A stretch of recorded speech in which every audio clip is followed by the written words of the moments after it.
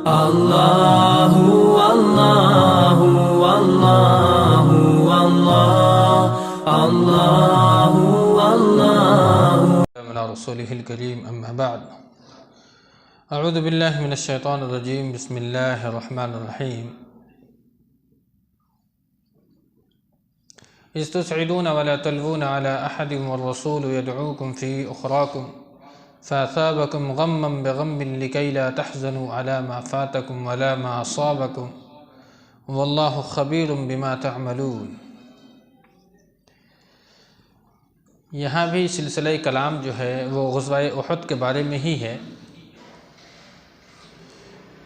کہ جب ابتدائی مرحلے میں مسلمانوں کو اللہ رب العالمین نے فتح سے ہمکنار فرمایا تو پھر وہ جو خلا چھوڑ کر کے صحابہ کرام بھاگے کس کی طرف؟ مال غنیمت کی طرف یا جیت کی خوشی میں جشن منانے کے لیے۔ تو پیچھے سے خالد ابن ولید جبکہ اس وقت مسلمان نہیں تھے، ان کے دستہ نے باقی ماندہ تیر اندازوں کو قتل کر کے پہاڑی کی طرف سے کیا کر دیا؟ حملہ کر دیا۔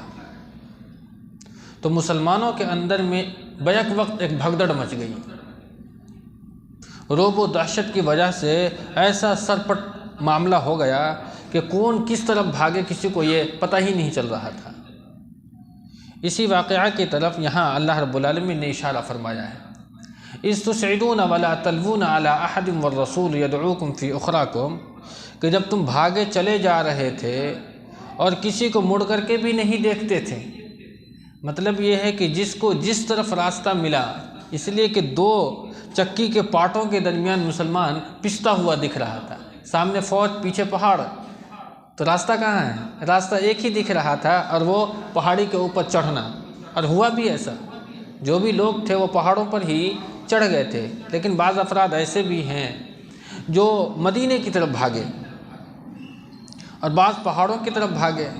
تو اللہ رب العالمین نے اشارہ فرمایا، کیا کہہ رہا ہے کہ جب رسول اللہ صلی اللہ علیہ وسلم کو لوگوں کو بلا رہے تھے، پکار رہے تھے کہ مسلمانوں کہاں جا رہے ہو، کیوں بھاگ رہے ہو، کیوں سرپٹ رہے ہو، کیوں ڈر رہے ہو؟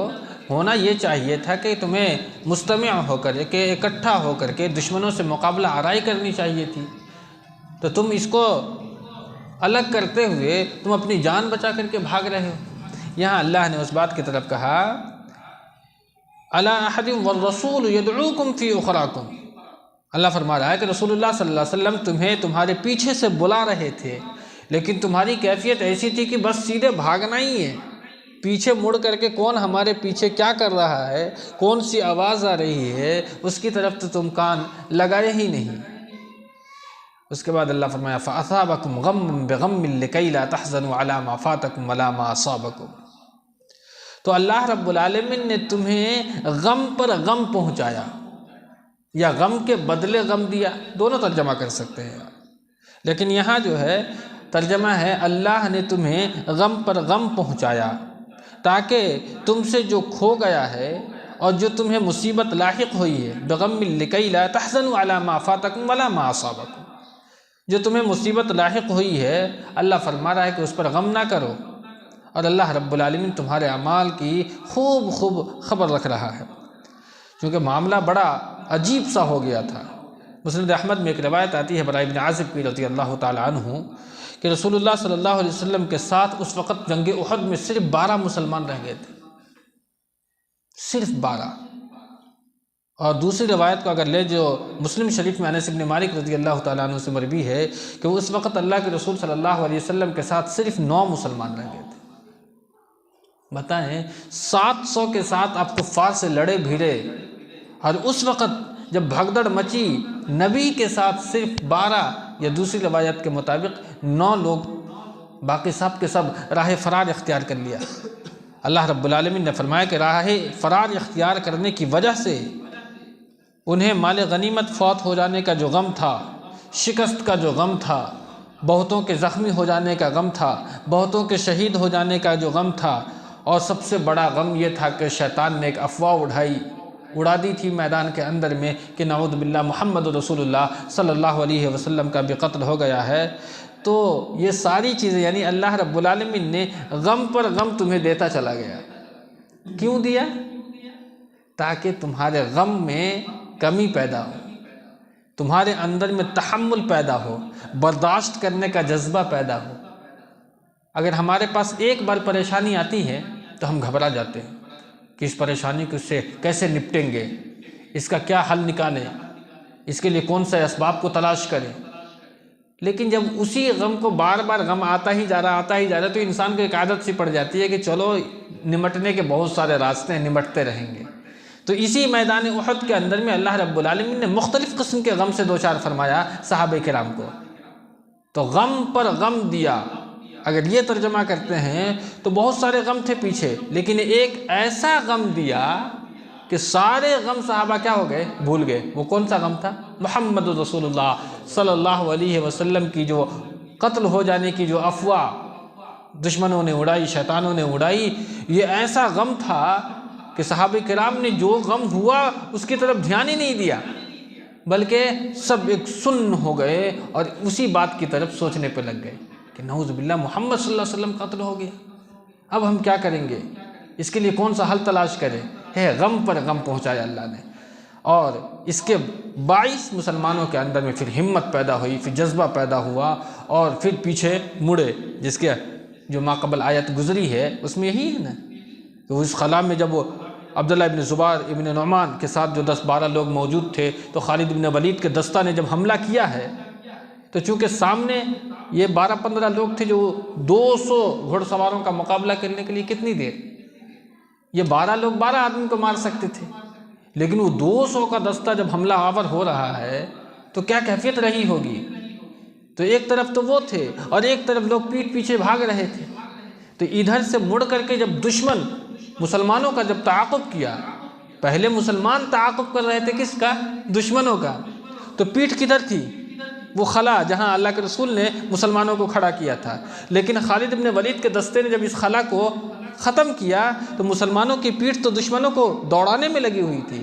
اللہ رب العالمین نے کہا نہیں مڑو، پیچھے مڑو، اس لیے کہ دشمن تمہارے پیچھے سے حملہ آور ہو چکا ہے۔ تو یہ اللہ رب العالمین کی حکمت ہے، یہ تمہیں اللہ نے غم دیا بھی، وجہ یہ تھی کہ تم نے اپنے امیر کی اطاعت نہیں کی، امیر کی نافرمانی کی، اس کی سزا اللہ نے تمہیں وہیں دی دنیا کے اندر میں۔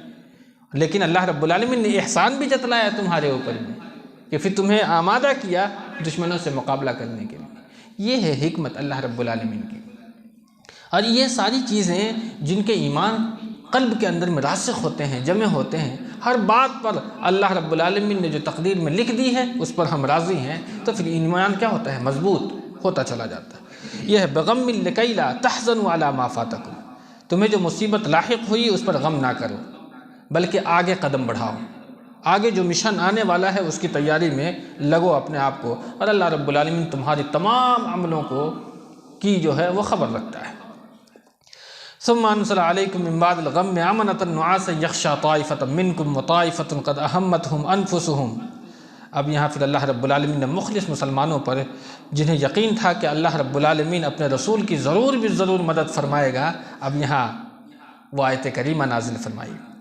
اللہ نے غم کے بعد تمہارے اوپر میں سکون نازل کیا، ثم انزل علیکم من بعد الغم امنۃ نعاسا، اللہ نے غم کے بعد تمہارے اوپر سکون نازل فرمایا، جو کہ ایک نیند تھی، نیند جو تم میں سے ایک جماعت پر غالب آ رہی تھی۔ یغشی طائفۃ منکم، یہ کون لوگوں پر نیند اور اونگ طاری تھی؟ جو خالص مسلمان تھے، جس کے اندر میں ایمان کے علاوہ کچھ بھی نہیں تھا، جو بالکل صادق الایمان، اور وہ ہر حال میں جو بھی مصیبت آئی اس پر کوئی غمزدہ نہیں ہوئے۔ ان کا یہی یقین تھا کہ اللہ رب العالمین کی مدد ضرور اپنے رسول پر آئے گی اور اس نے ماننے والوں پر آئے گی۔ تو بطور امن کے لیے، بطور سکون کے لیے اللہ رب العالمین نے ان کے اوپر میں اونگ طاری فرما دیا۔ اب جنگ کے میدان میں اتنی سارے حالات سے دوچار ہوئے صحابہ، تو کیسے نیند آ سکتی ہے؟ آپ جانیں کیسے نیند آ سکتی ہے؟ لیکن اللہ نے احسان جتلایا کہ اس میدان میں بھی اللہ نے سارے ٹینشن کو ختم کر دیا اور صحابہ کو ایک سکون دیا، اونگ طاری ہو گئی، نیند طاری ہو گئی۔ بخاری کے اندر میں ایک روایت ہے ابو طلحہ رضی اللہ تعالیٰ عنہ کا، کہ میدان احد میں لوگ صفوں میں کھڑے تھے اور ہم تمام لوگوں پر ایک اونگ طاری تھی۔ خود حضرت ابو طلحہ کا قول ہے کہ ہمارے ہاتھ سے بار بار تلوار چھوٹ جا رہی تھی، اب بتائیں میدان جنگ میں تلوار چھوٹ سکتی ہے؟ وہ بھی صحابہ کرام سے. لیکن اللہ نے سکون دیا وہاں پہ کہ سارے ٹینشن جو ماقبل گزر چکے ہیں بھول جاؤ، اب ایک سکون کی زندگی گزارو اور آگے کا جو مشن ہے اس کی تیاری میں لگ جاؤ. ابو طلحہ رضی اللہ تعالیٰ عنہ نے یہ بھی فرمایا کہ میں نے جب میدان احد میں سر اٹھایا تو دیکھا کہ ہر آدمی اپنی اونگ کی وجہ سے جھکا پڑا ہوا ہے. وہ صحابہ کرام کی وہ جماعت تھی جس کے اندر میں ایک دم خالص ایمان موجود تھا. یعنی ایمان کے اندر میں ان تمام مراحل سے بھی ذرہ برابر میں کوئی ضعف پیدا نہیں ہوا تھا، کوئی کمزوری پیدا نہیں ہوئی تھی. ایسے لوگوں کے لیے یہ چیز اللہ رب العالمین نے بطور احسان کے نازل فرمائی تھی. فخر الدین رازی نے لکھا ہے کہ اس اونگ کے کئی فائدے تھے. ایک اہم فائدہ یہ ہوا کہ دشمنان اسلام مسلمانوں کو یکسر ختم کر دینے کے در پہ تھے، اس لیے اللہ رب العالمین نے نیند کی حالت میں محفوظ و مامون رہنا، اس بات کی سب سے بڑی دلیل یہ تھی کہ اللہ تعالیٰ اس حال میں بھی صحابہ کرام کا حامی تھا اور ناصر تھا. جبکہ دشمن کیا ہے؟ ایک ایک انسان کے خون کے پیاسے تھے. ایسے وقت میں بھی اللہ رب العالمین نے ان کو سکون عطا فرمایا اور ان کی جان کی حفاظت فرمائی تھی.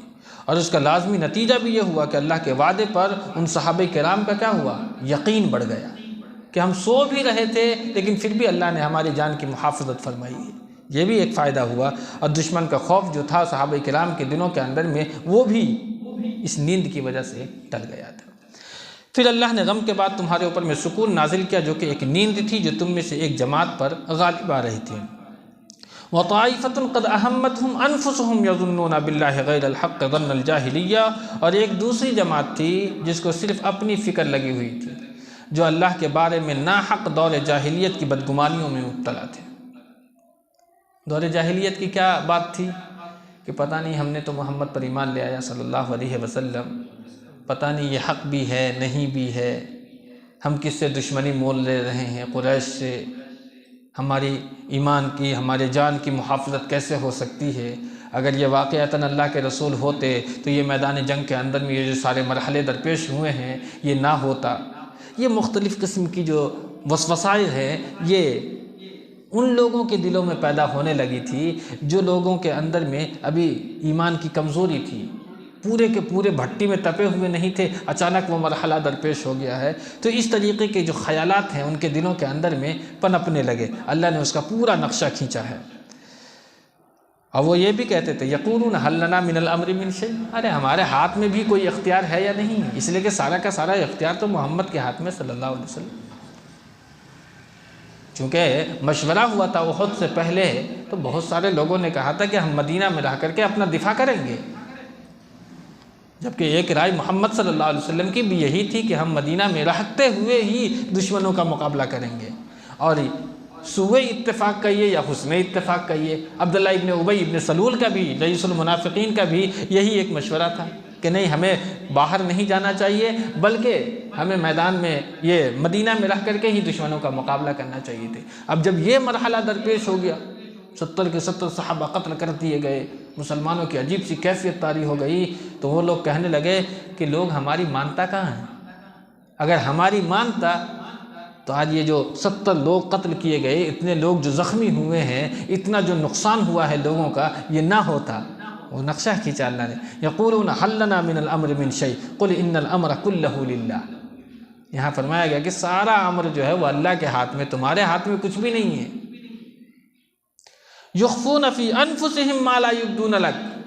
اللہ رب العالمین ان تمام چیزوں کو، محمد صلی اللہ علیہ وسلم کو خطاب ہے یہاں، ان تمام چیزوں کو کہہ رہے ہیں کہ یہ جو اپنے نفس کے اندر میں چھپا رہے ہیں وہ آپ پر ظاہر نہیں کر رہے ہیں، لیکن یہ دلوں کے اندر میں یہ ساری بات سوچ رہے ہیں. یخفون ما فی انفسہم ما لا یبدون لک.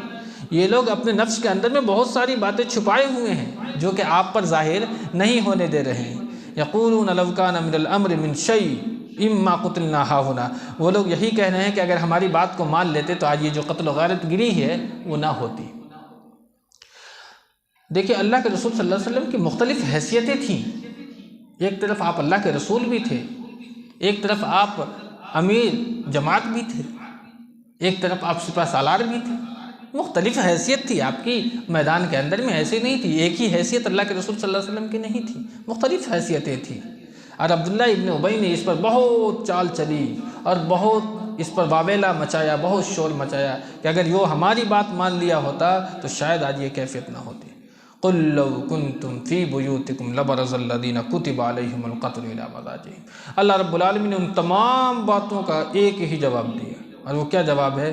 قُلْ لَوْ كُنْتُمْ فِي بُيُوتِكُمْ لَبَرَزَ الَّذِينَ، آپ کہہ دیجئے کہ اگر تم لوگ اپنے گھروں میں ہوتے اور اللہ نے جن کی قسمت میں قتل لکھ دیا ہوتا تو وہ اپنے قتل گاہوں پر پہنچ جاتے۔ کتب علیہم القتل الی مضاجعہم، تم مدینہ میں محصور رہ کر کے بھی اگر دشمنوں کا مقابلہ کرتے، لیکن اگر اس کے قتل کا فیصلہ اللہ نے لوح محفوظ میں لکھ رکھا تھا تو جن کو قتل ہونا تھا احد میں وہ لوگ اپنے گھروں سے نکل کر کے وہاں قتل ہو جاتے، اس لیے کہ اللہ نے جو لکھ دیا ہے وہ آپ کو نہیں معلوم ہے۔ اللہ نے کیا لکھا ہے آپ کی تقدیر کے اندر میں یہ آپ کو نہیں معلوم ہے۔ اور جتنے بھی معاملات اللہ رب العالمین نے تمہارے ساتھ کیا ہے اس میں تمہارے ساتھ بھلائی ہے، خیر ہی ہے، شر کا کوئی پہلو اللہ کے امر کے اندر میں نہیں ہوا کرتا ہے۔ وَلِيَبْتَلِيَ اللَّهُ مَا فِي صُدُورِكُمْ، یہاں اللہ نے کہا نا ہم نے یہ سارے مراحل سے تمہیں اس لیے ڈالا اور نکالا ہے تاکہ ہم تمہارے جو قلب کے اندر میں جو شے موجود ہے نا سینے میں، وَلِيَبْتَلِيَ اللَّهُ مَا فِي صُدُورِكُمْ، تاکہ اللہ رب العالمین تمہارے سینوں کے اندر میں جو چھپی باتیں ہیں اور جو تمہارے دلوں کے اندر میں جو پوشیدہ راز ہے اس کو نکھارے۔ کیا ہے سینے میں؟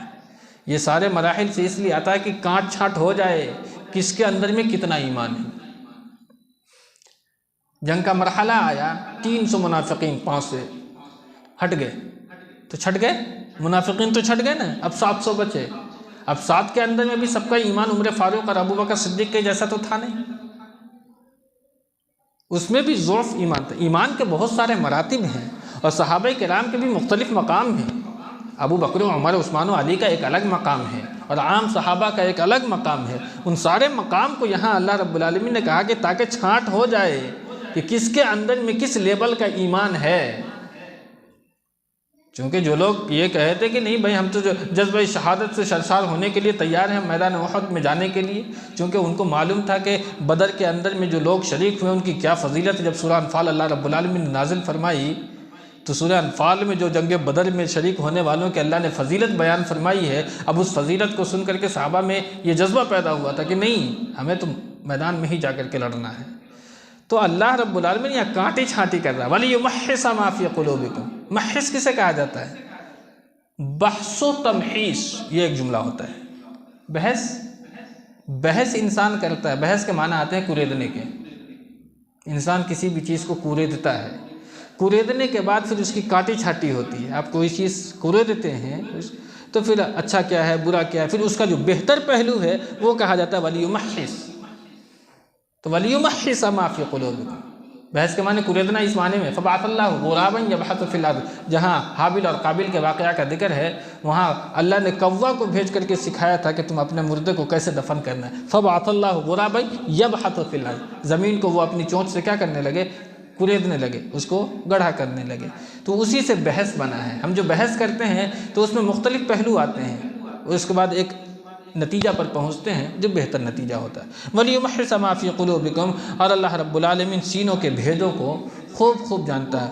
وَاللَّهُ عَلِيمٌ بِذَاتِ الصُّدُورِ، اور تمہارے دلوں کے اندر جو پوشیدہ رازوں ہیں اللہ رب العالمین اس کو نکھارے گا، اور اللہ سینوں میں جو بھی بھید تمہارے اندر میں ڈالا ہوا ہے اللہ ان تمام بھیدوں کو خوب جانتا ہے۔ باری تعالیٰ سے دعا رب العالمین ہمیں آپ کو نیک عمل کی توفیق دے، آمین۔ وآخر دعوانا الحمدللہ۔